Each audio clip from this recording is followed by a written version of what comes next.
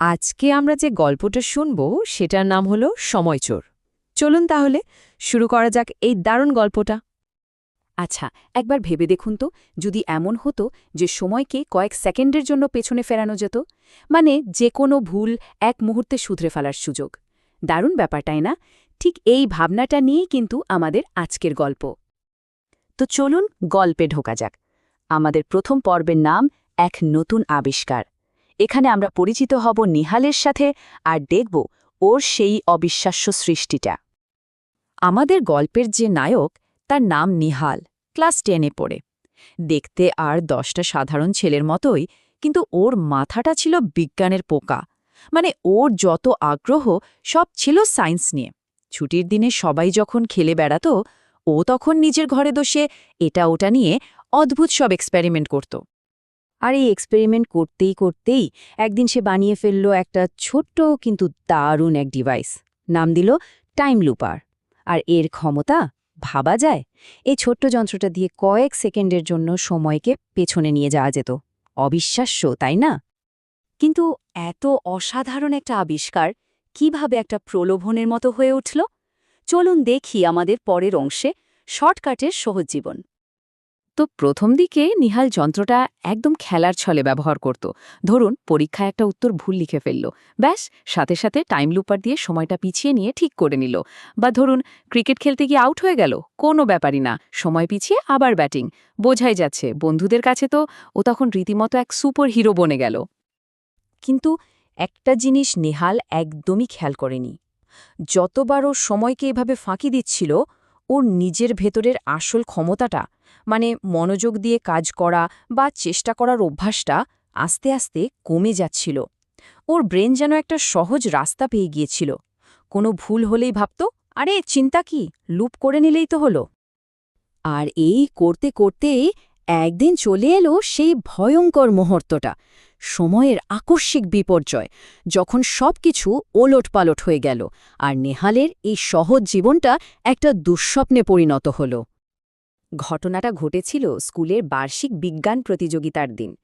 নিহালের এই আবিষ্কারের কথা তো মোটামুটি সবাই জানত, তাই ধরেই নিয়েছিল যে ফার্স্ট প্রাইজটা নিহালই পাবে। ওর উপর সবার অনেক আশা ছিল। কিন্তু প্রতিযোগিতার ঠিক সেই সবচেয়ে জরুরি মুহূর্তে কি এমন হলো যা সব হিসাব বদলে দিল? আর ঠিক তখনই ও টাইম লুপারটা বিগড়ে গেল।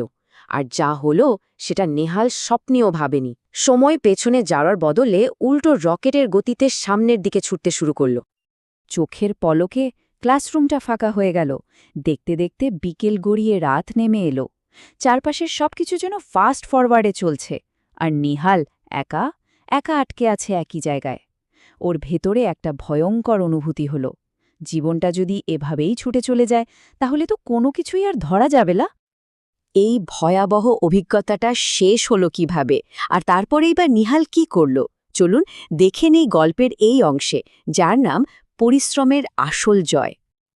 যখন মনে হচ্ছিল সবকিছু শেষ হয়ে যাবে, ঠিক তখনই অতিরিক্ত গরমে টাইম লুপারের সার্কিটটা পুড়ে গেল।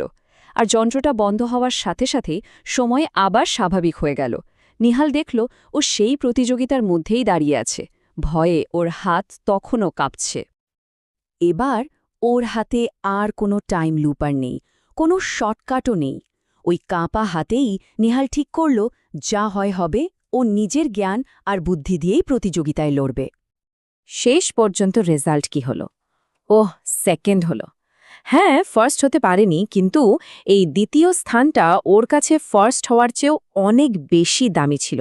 কারণ এই জয়টা ছিল ওর নিজের, ওর পরিশ্রমের, কোনো মেশিনের কারসাজি নয়। এই পুরো ঘটনা থেকে নিহাল আসলে কি শিখল? চলুন এবার জেলে নেওয়া যাক গল্পের মূল শিক্ষাটা, যেটা ও পেয়েছিল ওর ব্যর্থতার মধ্যে দিয়েই। এই ঘটনা থেকে নিহাল একটা খুব বড় সত্যি বুঝতে পারল। পরেও বন্ধুদের বলেছিল, সময়কে হয়তো বদলে ফেলা যায়, কিন্তু শেখাটাকে বদলানো যায় না।